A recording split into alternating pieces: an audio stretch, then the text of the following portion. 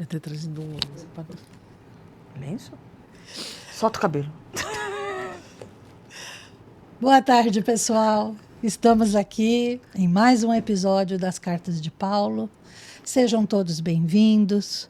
Espero que vocês tenham tido uma ótima semana, com muita paz, com muito amor, com muita luz. Vamos aqui começar a falar sobre Paulo e a sua relação com Emmanuel.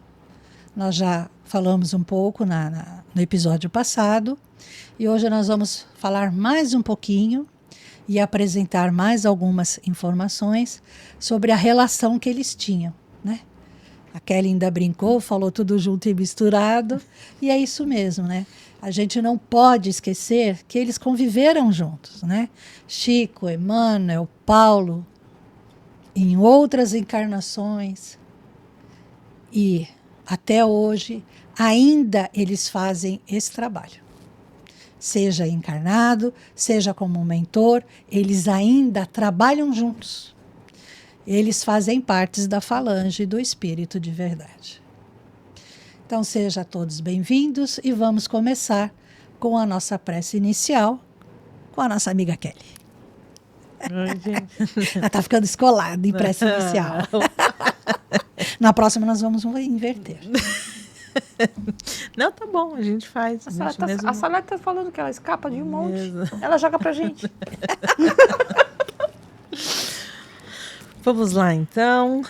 Vamos entrando em sintonia com Deus, nosso Pai, com Jesus, com Paulo também, né, gente? Estamos falando sobre a história dele, agradecendo por mais essa oportunidade de aprendizado, de estudo sobre as suas cartas, sobre a sua história, sobre todos aqueles que estavam ao seu redor, que aprenderam, que caminharam juntos, igual vamos ver na aula de hoje, né? Nos trabalhos de hoje. E desde já vamos dar início, como sempre fazemos, com a prece que o nosso mestre, o nosso irmão, a nossa luz nos deixou. Pai nosso que estais no céu, santificado seja o vosso nome. Venha a nós o vosso reino, seja feita a vossa vontade, assim na terra como no céu. O pão nosso de cada dia nos dai hoje, perdoai as nossas dívidas, assim como nós perdoamos os nossos devedores. E não nos deixeis cair em tentação, mas livrai-nos, Senhor, de todos os males, pois teu é o reino, o poder e a glória para todos sempre. Que assim seja, salve Jesus e graças a Deus. E graças a Deus, né? Ter mandado esse apóstolo para nos presentear com essas cartas maravilhosas. Maravilhosa, essa história maravilhosa. Se nós formos ver que Paulo e Emmanuel, né, fisicamente se encontraram uma vez, não se conheciam, né, aqui enquanto estavam encarnados. Foi na cidade de Roma que eles se viram e Paulo conversou com o senador Publio Lentulus. Mas o respeito que existe pela parte do Emmanuel, né, em citações, em tantas citações, em ter contado a história de Paulo de Tarso no livro Paulo e Estevão, a gente percebe o quanto ele admira a figura de Paulo. Né? E, que nem foi falado no episódio da semana passada, sobre a fundação da cidade de São Paulo. Né? Óbvio, foi o padre Manuel da Nóbrega e o Manuel de Paiva que escolheram? Não. Né? Foi designado pela espiritualidade maior, justamente pela proteção que ele exerce sobre a cidade. E isso foi designado pela espiritualidade maior. Mas, no registro de de Manuel de Nóbrega e de Manuel Paiva, foi colocado que foi em homenagem ao apóstolo dos gentios. Né? Por isso que a cidade se chama São Paulo.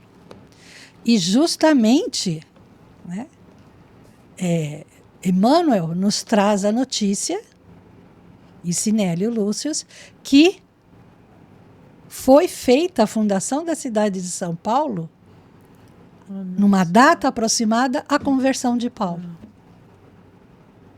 Né?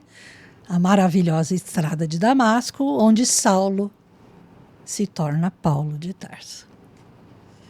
As datas são muito próximas da fundação de São Paulo. E depois não dizem que não existe coincidência. É tudo planejado. Só que já está preocupada, né? Qual será a missão dessa cidade, né? Está tudo... Estamos cumprindo ou não? Como é que fala? Foi tudo combinado. Mas também acho que... Será que não tem uma interligação também com relação ao Brasil ser a pátria do Evangelho? Claro. É óbvio. É óbvio. E como o Evangelho de Paulo seria uma sequência do ensinamento de Jesus Cristo. Isso. Então tinha que ser, né? Tinha que ser. Pergunta que me veio agora, sabe? Claro que não com essa nossa intenção de idolatrar, né? Mas por que Emmanuel venera tanto Paulo? Quando nós passamos por uma encarnação, e essa encarnação ela é tão profundamente marcada com fatos, é óbvio que aqueles que estavam junto de nós sempre vai ser uma referência para nós. Uhum. Então vamos ver o exemplo de Emmanuel e de Paulo, né? Públio Lentulus, que figura tão controversa, né?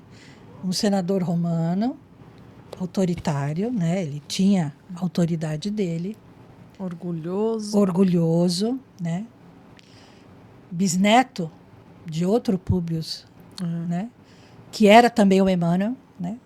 O Públio Lentulus, ele é uma reencarnação do bisavô dele, que também tinha o nome de Públio, que foi um déspota. Ele era um assassino cruel. Nas guerras ele não perdoava ninguém, né? E Públio vem para resgatar essa encarnação do avô dele em uma pessoa mais, né? Mais amena, mais amorosa, mais familiar, tal. Óbvio que ele passa pelos problemas que ele passou, né? Com toda a questão da Lívia, né? Por tudo que ela passou. Só a perda do filho, né? O sequestro do filho. E depois ver Lívia morta dentro da arena, né? Entregues aos leões. Mas ele... Eu vou dizer a minha percepção de Emmanuel. Ele deve ter se sentido, quando voltou ao plano espiritual, e no caso Públio volta numa situação, está até aqui, muito lamentável, né? Ele estava cego, foi morto durante o Vesúvio, da destruição de Pompeia. E quando ele, assim, eu me colocaria assim no lugar dele, né? Eu conheci Jesus. Eu vi Jesus. E eu não compreendi. Jesus falou comigo. E eu não entendi. Jesus curou minha filha. E eu nem agradeci. Eu escondi esse fato, né? É verdade, ele escondeu. Eu tive a chance de salvar Jesus. E não fiz. Eu poderia ter falado para Pilatos: não faça nada. Eu escrevi uma carta para o imperador. Relatando, descrevendo. Contando o que era estar na frente de Jesus. Dando a descrição física dele. E dentro do palácio, onde estava sendo discutida a situação de Jesus, eu estava mais preocupado com a possibilidade da Lívia estar me traindo com Pilatos. E eu deixei Jesus ser crucificado. Como um cônsul romano, eu poderia ter parado isso. E aí, ele descobre que o filho dele cega ele. É Que o verdade. filho dele Tem ódio dele. foi criado pelo inimigo dele. Jochebed. E que eu não tive a chance de ver o meu filho, e o meu filho é morto na minha frente. E eu, cego, não consigo me defender quando Pompeia estoura. E por causa do Cristo, Lívia foi jogada aos leões. Como que eu volto para o plano espiritual? Depois desse resumo é bem acabadinho. Muito. Meu Deus. Não, eu não vou pra cima, não. Vocês entendem? Entende. Então, Paulo, né? Dupla personalidade, dupla nacionalidade, desculpa, gente. Romano e judeu. Eu falo 5 línguas. Eu falo aramaico, eu falo grego, eu falo latim. Fui educado em Jerusalém pelos fariseus, pelo próprio Gamaliel, o sumo sacerdote do Sinédrio. Eu sou cotado para ser o próximo sumo sacerdote. Eu me apaixono. E no dia em que eu tenho a minha vingança contra o meu inimigo direto e eu consigo sacrificar o Estevão, eu descubro que é o irmão da minha noiva.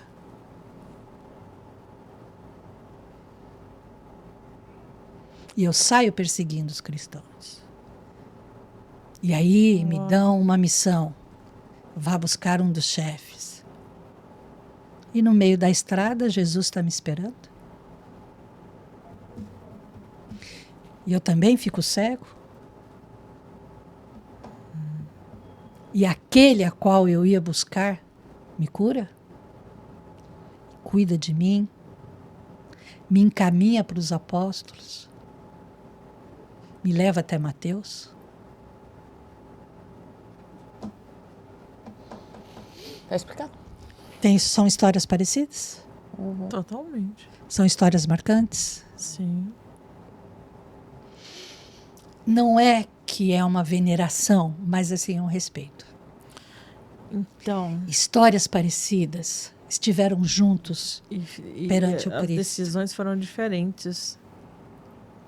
E o apoio para dar, quando ele não conseguiu fazer, para dar o apoio também para o Paulo, pelo mérito do que ele conseguiu enxergar e ir atrás. Sabe no que eu pensei? Quer dizer, seguir Jesus. Não, sim. Mas porque o que me veio? Jamais eu vou pensar e tenho certeza que nunca seria a intenção de Emmanuel desmerecer os atos dos apóstolos, a escolha de Jesus por eles. Claro que isso tinha um porquê, um motivo, um fundamento, enfim, né? Mas talvez porque, Emmanuel, além de tudo isso que você também já me mostrou, outra visão que, nossa, para mim fechou, mas será que ele não enxergava em Paulo a maior conversão por Jesus do que qualquer outro? Acho que sim. Ou, né, ele conseguiu se converter e eu não. Faz mais sentido mesmo. Eu estava na frente de Jesus. Ele teve as mesmas experiências que eu tive e ele teve a coragem que eu não tive. E ele teve a coragem que eu não tive. Ele venceu e eu fui derrotado. Português bem claro. Mas eu acredito que a dosagem é igual para as duas opções. Uhum. A primeira dele, ele conseguiu que eu não consegui. E a segunda é de entender que como ele conseguiu, ele de todos. Eu acredito, não sei se eu estou falando besteira, que Paulo de Tarso foi o maior exemplo mesmo diante de todos os outros apóstolos. Entendeu? E aí, nesse sentido de que ele falou assim, ele entendeu, ele faz o correto e eu vou apoiar. Eu acho que cada um trabalhou em prol do Cristo, do ensinamento dele, cada um à sua maneira, né? Sim. Isso é equivalente. Os apóstolos são importantíssimos. Porque eles, a diferença é aquela que a gente já até comentou. Comentou que Paulo saiu, além até daquela jurisdição que o próprio Cristo pregava, né? E Paulo foi para fora. Né? Acho que e os outros conheceram Jesus. Os outros foram ensinados pelo próprio Jesus. E o Paulo foi colocado à prova. Vai e faz. Se vira, vai e ele também foi enfatizado para a gente. Para a população do mundo, de entender, olha, nem ele também me conheceu, mas no entanto ele entendeu. Um exemplo de fé verdadeira, então, porque você acreditar e batalhar e sofrer o que ele sofreu em nome de uma pessoa que ele nem conheceu, nem ali caminhou lado a lado, né? Essa é uma prova de fé, de amor. Que tanto Públio como Saulo passaram. É verdade. Então vamos lá. Vamos ler mais um pedacinho aí. Relação entre Emmanuel e Paulo de Tarso. Na monumental obra Paulo e Estevão, Emmanuel aprofunda os registros de Atos e das epístolas de Paulo e detalha as lutas e humilhações do doutor Saulo de Tarso, de autoridade na lei mosaica à transformação no apóstolo do Cristo. Uma pausa para os nossos comerciais. Plim, plim. Super normal, né, gente? Isso aí acontece. Se tá na sala de aula, é mó bronca. Vamos quebrar o cogelo. Ninguém viu nada, pode continuar. Não deu nada não, gente. Retomando. Temos no capítulo 7º as epístolas, a importância dos relatos de Emmanuel sobre as epístolas de Paulo. Emmanuel relata que Paulo estava preocupado por não poder atender a todas as solicitações das igrejas nascentes. A todo momento chegavam emissários com pedidos de ajuda e esclarecimentos das igrejas da Galácia, Pisídia, Icônio, Listra, Chipre e Jerusalém. Assim, Paulo sentiu-se incapaz de atender a todos os pedidos e rogou a Jesus, em prece, que não lhe faltasse com o socorro para o cumprimento da tarefa. Mais uma vez sentiu-se envolvido por luzes que lhe falaram sobre a possibilidade de atender a todos escrevendo, e a voz amorosa ainda afirmou que daquele momento em diante Estevão estaria sempre ao seu lado. Ai, que bonitinho. Em Corinto, como em toda parte, as igrejas prosperavam, mas as sinagogas esvaziavam, e isso despertava a fúria dos fariseus. Tramaram contra Paulo e, mais uma vez, ele foi preso e torturado. No dia do julgamento, o procônsul da Acaia, Júnio Galho, ouviu as acusações de Sóstenes, representando a sinagoga, e a defesa foi feita por Tito o Justo, o romano generoso que auxiliou na fundação da igreja de Corinto. Os gregos presentes ficaram impressionados com a história do convertido de Damasco, e várias vezes Tito Justo foi aplaudido. Assim, Paulo foi libertado. As perseguições prosseguiriam, mas Paulo já sabia disto e comunicou aos cristãos de Corinto que partiria para Éfeso, na Ásia, para atender aos chamados de João, que tinha dificuldades de fundar a igreja naquela localidade. Depois de auxiliar João em instalar Áquila e Prisca, que foram juntos para Éfeso, Paulo retornou para Jerusalém a fim de entregar a pequena fortuna arrecadada durante as viagens. Pedro recebe a doação muito comovido e comenta que as cartas de Paulo são copiadas e estudadas, assim como o próprio Evangelho. Pedro diz a Paulo que as cartas são inspiradas pelo Mestre Jesus. A afirmação sincera de Pedro comove o apóstolo. Retornando a Éfeso, Paulo ajuda João a firmar a igreja ali fundada. As vozes que se manifestavam em outras igrejas ali se manifestaram na praça pública, enquanto Paulo pregava. Isso causou enorme repercussão entre os israelitas que perdiam terreno. Naquela cidade havia todos os anos uma festa de culto para a deusa Diana, e os ourives vendiam grande quantidade de estatuetas. Agora, com a visão modificada pelo Evangelho, a deusa estava esquecida, e a revolta dos ourives se somou aos outros inimigos do Cristo, o que causou perseguições a todos, Áquila, Prisca e João. Depois de conseguir a liberdade dos amigos, Paulo resolve voltar para Corinto. Depois de auxiliar João e instalar Áquila e Prisca, que foram juntos para Éfeso, Paulo retornou para Jerusalém a fim de entregar... Não, aí repetiu. Repetiu. Tá. Tá. Então aí embaixo é mesmo. Tá. Da igreja. Acho que aqui é o mesmo. Essa aqui foi repetida, sim, já foi feita. Acho que aqui embaixo, né? Durante os dias, né? Não, é um acima. Paulo de Tarso chegando a Jerusalém. Sim. Paulo de Tarso, chegando a Jerusalém, recebe os informes de Tiago, que fez o possível para atenuar os rigores dos rabinos do Sinédrio em sua punição. Assim, os israelitas concordaram que Paulo deveria apenas pagar as despesas de 4 homens pobres que fizeram votos de Nazireu. Seria necessário pagar as despesas dos animais para o sacrifício e orar ao lado deles no templo durante 7 dias consecutivos. Durante os dias em que Paulo sacrificou seu orgulho pela paz que desejava alcançar, não para si, mas para a igreja de Jerusalém, o tumulto no templo foi crescendo. As pessoas não acreditavam que o ex-rabino convertido ao cristianismo estava frequentando o templo. No 6º dia da purificação judaica dos nazireus, a turba já estava enfurecida, e aos berros de traidor, Paulo foi arrastado para o pátio da lapidação, no mesmo lugar em que Estevão foi apedrejado. Lucas, percebendo a confusão que ocorreu no interior do templo, chamou a guarnição romana.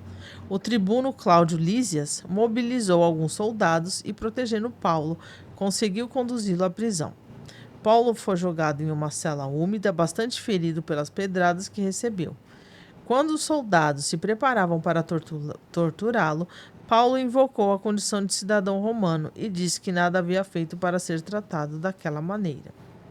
Paulo, alguns dias depois, foi reconduzido ao Sinédrio, mas os romanos, observando que não havia condições para um julgamento justo, levaram Paulo novamente para a prisão. O tribuno romano, após ouvir Paulo no Sinédrio, começou a nutrir simpatia pelo homem e pela doutrina do Evangelho. Cláudio Lísias ficou sabendo que o Sinédrio estava pagando para que assassinos matassem o apóstolo e, atendendo ao pedido de Tiago, transfere o prisioneiro para Cesareia, onde o governador da província poderia cuidar do caso. Tá bom. E aí a gente se depara com algumas coisas bem interessantes aqui, né? Então vamos lá.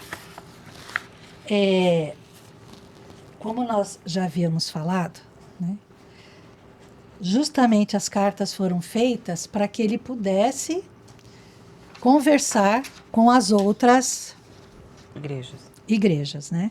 Porque ele não conseguia atender a todos. E aí o que a gente vê neste relato que a Kelly ouviu de nós, né? Você percebe que ele começa a socorrer a igreja dos apóstolos? Verdade. Pois é. Né?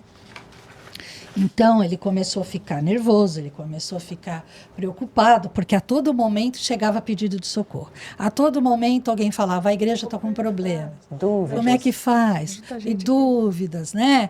Porque o vizinho está brigando com o outro, porque está tendo fofoca dentro da igreja. Não mudou nada, viu, gente? Não mudou nada. Opa! Tá? Até os hoje problemas são os mesmos, tá? Seja 2000 anos atrás ou seja agora. Seja na casa espírita, na casa evangélica, seja nas igrejas. Continua do mesmo jeitinho, tá? O vizinho que conversa com o outro, ciúmes daqui, ciúmes dali, o ego exaltado, continua a mesma coisa, tá, pessoal? Tem ser humano, tem confusão. Tem confusão, né? E essa preocupação dele, ele sabia que ele não conseguia ir a pé, que ele não ia conseguir fazer as viagens. E Jesus lhe disse. Não tinha zap. Não tinha zap nessa época, não tinha zap. Ô, santo zap, né? E Jesus lhe diz, escreva, mande cartas, né? E foi assim que surgiram as cartas. foi justamente para auxiliar essas igrejas. Essas cartas nada mais eram do que conselhos, de que orientações, como é que ele deveria fazer, como é que ele devia proceder com todos aqueles problemas que estavam acontecendo nas igrejas, né? Hoje em dia, a gente passa o zap, né? Resolve isso, fala com esse, né? Mas naquela época, coitadinhos. Né? Não, fora que... Nós já comentamos várias vezes das dificuldades de ir para uma igreja para outra. Vai para uma cidade, leva 3 dias. Aí até ele retornar mais 3 dias para ir para outra cidade, mas você aí já tinha comido um problema enorme. Quantas vezes isso não acontece com a gente? A gente tá pensando, cara, como é que eu vou resolver? Como é que eu vou fazer? Aí vem assim, por que você não faz assim? Poxa, por que mesmo, né? Uma carta, por que eu não pensei nisso? Por que eu não pensei nisso antes? É bem isso, né? É o mentor ali do lado te dando aquele soprão. Acorda. Faz desse jeito. Né? Você tá certo, tá errada. Presta atenção, né? E a partir desse momento, né, o Estevão fica até mais próximo dele como mentor e auxilia ele, né? E aquela coisa, onde Paulo chegava, os fariseus já estavam lá, prontos para pegá-lo, porque eles sentiam que ele era um traidor. Um orgulho ferido, né? Um orgulho ferido mesmo. E eles achavam que Paulo era traidor deles. Não tinham o que falar. Um fariseu... Ainda mais na iminência de se tornar um doutor da lei, de repente... Né? Se tornar um cristão e começar a pregar o que o marceneiro pregava. Né? E as coisas continuavam. E aí o que me chamou a atenção, né? Voltamos àquela sensação, né? Paulo, Emmanuel e Chico, né? Ele ajuda João a fundar as igrejas. É verdade. João era o caçula dos apóstolos. Ele vai lá e ajuda João a montar todas as igrejas. Por isso que eu falo, ele foi o discípulo mais de grau elevado de Jesus Cristo. Porque ele ajudou todos. E ver aquela pergunta, porque é essa sensação que eu tenho. Jamais sem desmerecer. Ninguém tá jamais. Contrário. Porque, na verdade, todos eles se autoconfirmam. Eu acredito assim, né? Há uma confirmação de todos os evangelhos que se juntaram. E eles também pregaram, e eles também conseguiram trazer ovelhas para o rebanho de Jesus Cristo, vamos falar nesse termo, mas é que como Paulo tinha algumas diferenças com relação a como começou a história dele, então ele mostrou que ele tinha uma fé surreal. E aí eles acharam que ele estava mais próximo de Jesus. Eu acredito que seja isso. E outra coisa também, gente, a facilidade que ele tinha para falar com os romanos. É verdade. O pé de igualdade, né? Então, aqui, no dia do julgamento, um procônsul vai auxiliar ele. Né? Então, e Tito Justus era um alto também senador romano. Um senador ainda. E aí, ele tinha aquele pé de igualdade para conversar, para verbalizar e se defender. E se defender. E aí você vê, ele vai lá, ajuda o João, ajuda o Áquila e a Prisca, depois ele volta para Jerusalém com dinheiro que ele arrecadou. Por isso que ele não aceitava pagamento. Porque o que ele arrecadava, ele doava para a Igreja do Caminho. Ele doava para as igrejas que ele tinha fundado, para as comunidades das igrejas que ele tinha fundado. E ele entrega dinheiro para Pedro. Como que ele conseguiu ter essa sensibilidade e hoje que a gente conhece, assim, principalmente dentro da doutrina de, olha, a gente vai fazer o bem sem querer nada em troca, sendo que Jesus em nenhum momento falou isso. Que sensibilidade, né? De falar, não quero nada do que é dos outros. Se eu precisar de suprir as minhas necessidades materiais, eu vou através do meu sustento. Já comentamos aqui várias vezes, quando a gente lê o Evangelho, mesmo que você já tenha lido ele 10 vezes, sempre você vai ter uma noção diferente daquilo que você está lendo. Sempre você aprende uma coisa nova ou te traz uma novidade, né? O Evangelho consegue fazer isso, gente. Paulo tinha uma visão diferenciada, tá? Tem uma passagem que Pedro fala que de todos os apóstolos, quem realmente conseguiu entender Jesus foi Maria Madalena. Que também... verdade. Porque, na verdade, a mulher naquela época era Não menosprezada. E Pedro fala isso. Não tinha lugar de fala. Que Maria Madalena foi quem mais entendeu o que Jesus falava.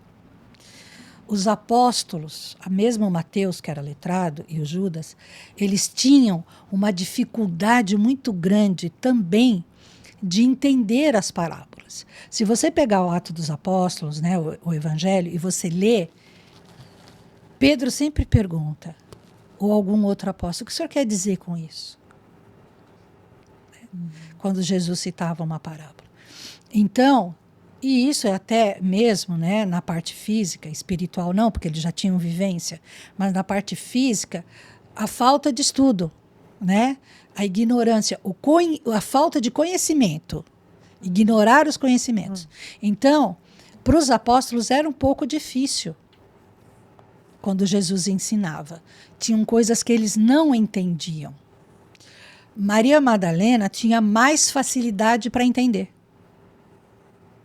Por causa de estudo, por causa de conhecimento. Ela era estudada? Era. Ela sabia ler e escrever. Ela dirigia a empresa que o pai deixou para ela. Vamos assim dizer. O comércio que o pai. O pai dela era um grande exportador. Por isso que ela também tinha uma cidadania romana. Então, assim, não que nem a do Paulo, mas tinha uma certa relevância. Porque ela era filha de um cidadão romano, porque o pai, assim como o pai de Tarso, o pai de Maria Madalena também tinha essa cidadania pelos serviços prestados a Roma. Como se fosse o green card, vamos assim dizer. Então, Maria Madalena, ela tinha facilidade em entender aquilo que Jesus dizia. Ela conseguia ver as entrelinhas. E Paulo, por conhecer as Escrituras perfeitamente,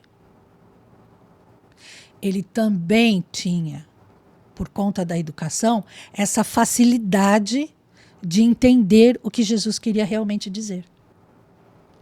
Então, quando Paulo começa a ler o Evangelho de Mateus, que ele começa a conhecer Jesus, porque na estrada de Damasco ele só teve o choque. Só choque. Né? Ele só teve aquele, você entende quem é que manda agora? Né? Você entende que vocês me crucificaram e eu estou aqui? Eu ainda estou aqui e eu continuo forte? Que aquilo para mim não significou nada? Aquilo não acabou o que eu vim trazer? E no começo, Paulo não sabia o que tinha que fazer. Ele levou 10 anos se preparando. E nesses 10 anos, com Aquila e Caprisca, lá no deserto, fazendo os tapetes, ele estudou o Evangelho de Mateus. E ele conseguiu ver nas entrelinhas o que Jesus queria dizer. Então, ele teve mais facilidade para interpretar o Evangelho de Jesus. Você acredita que seja só o conhecimento? Ajudou muito. Sim, eu acredito que ele deve ter uma porcentagem de 60% a 70%. Ajuda mas bastante. eu também acredito, talvez, né? Me corrijam se vocês...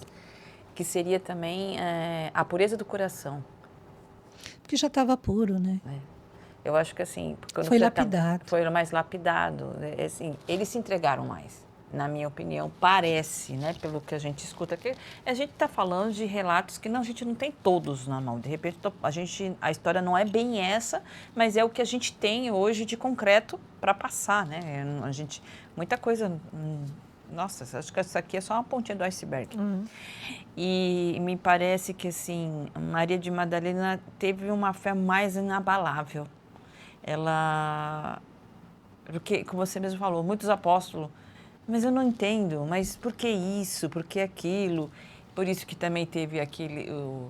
que negou Jesus Cristo, enfim. O Pedro. Pedro, que negou, enfim. É porque eles ainda não estavam com a fé extremamente estabelecida. E eu acho que Maria, tanto Maria quanto Paulo, eles estavam mais abertos. E assim, né?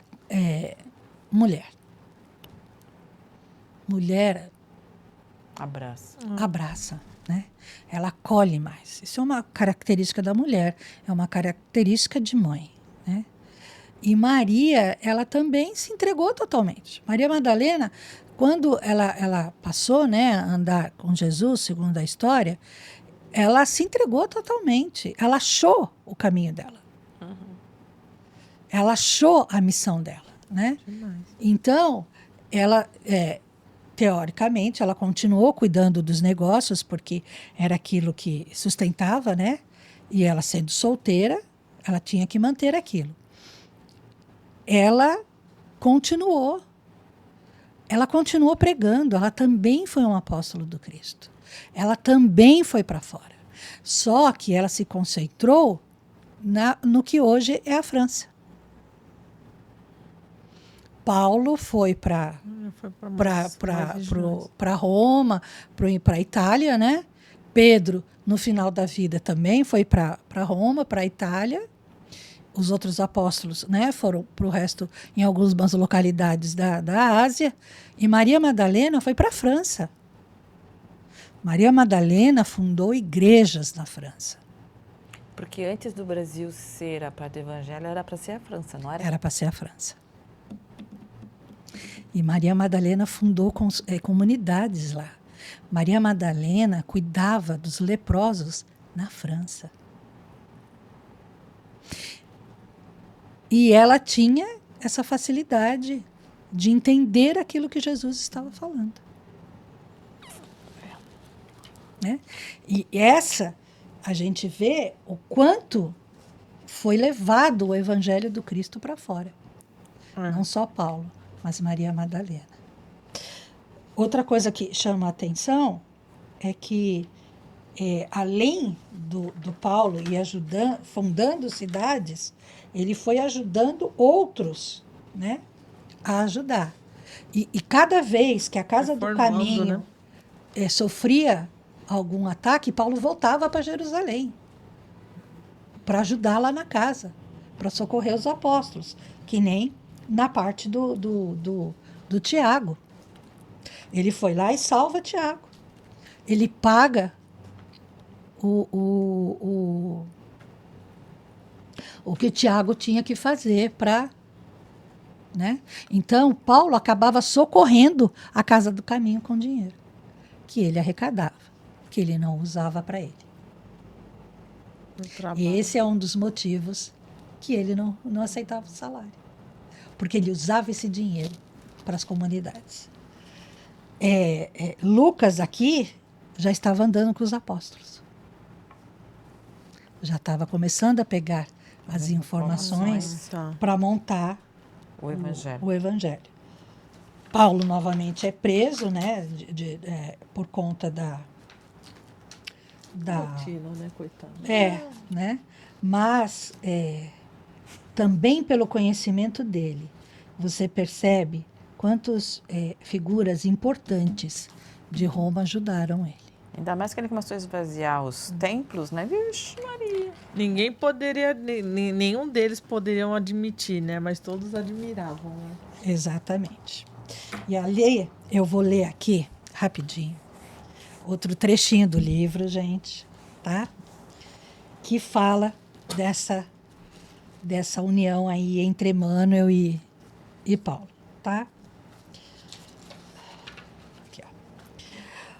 Poucos anos após a publicação do livro, no qual pioneiramente se divulgou a mensagem de Sinélio Lúcius, Herculano Pires transcreve trechos e comenta já a citada mensagem. Destacamos um trecho dessa psicografia que mereceu considerações do notável autor paulista, o Herculano. Então vamos lá.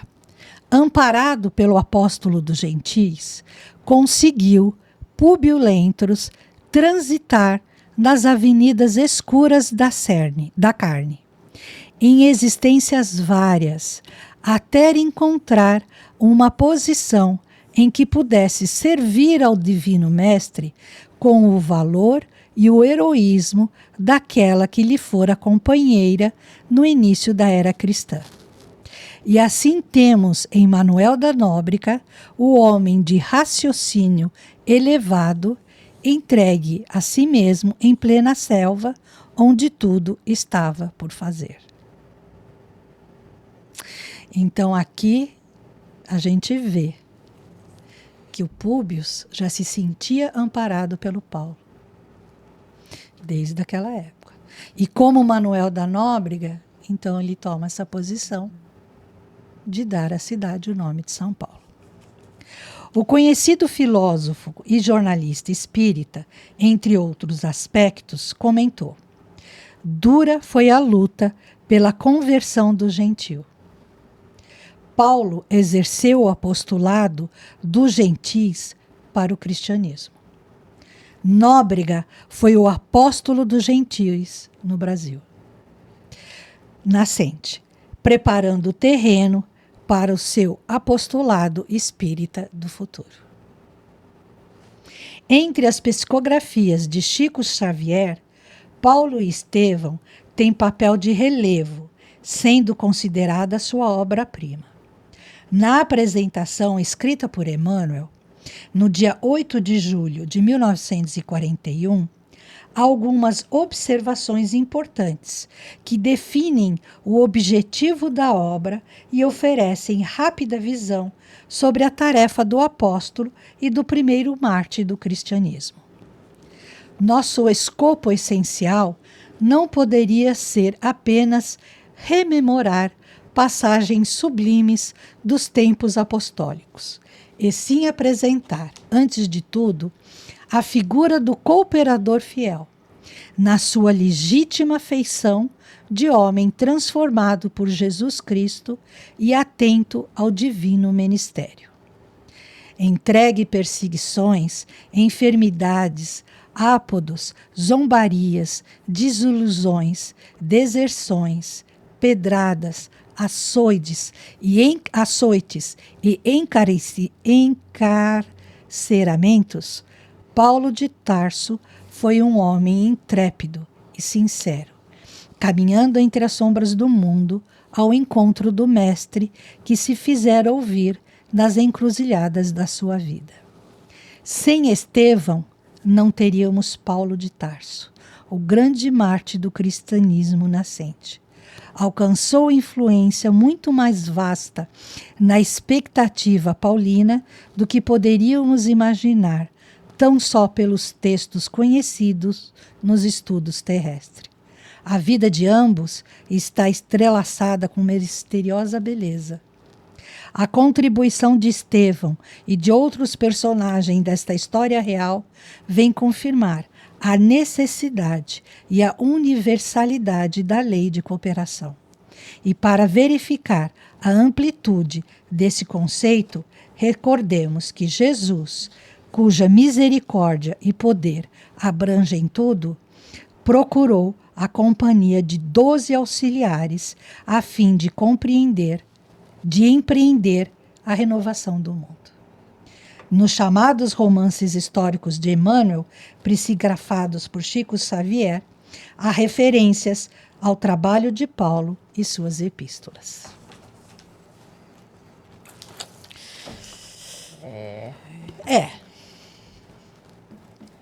Que trio.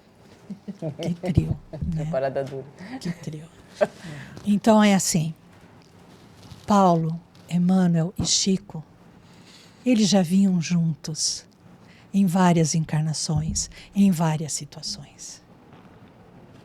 Eles tinham uma irmandade forte. Forte. Que aí eu acho que o Emmanuel, como ele não podia encarnar, mas ele estava junto com a gente nesse momento, né, nesse século, né, vamos dizer assim, então ele resolveu trazer... Exato. Então, Kardec nos traz o mundo espiritual. Sim. Nos traz a codificação.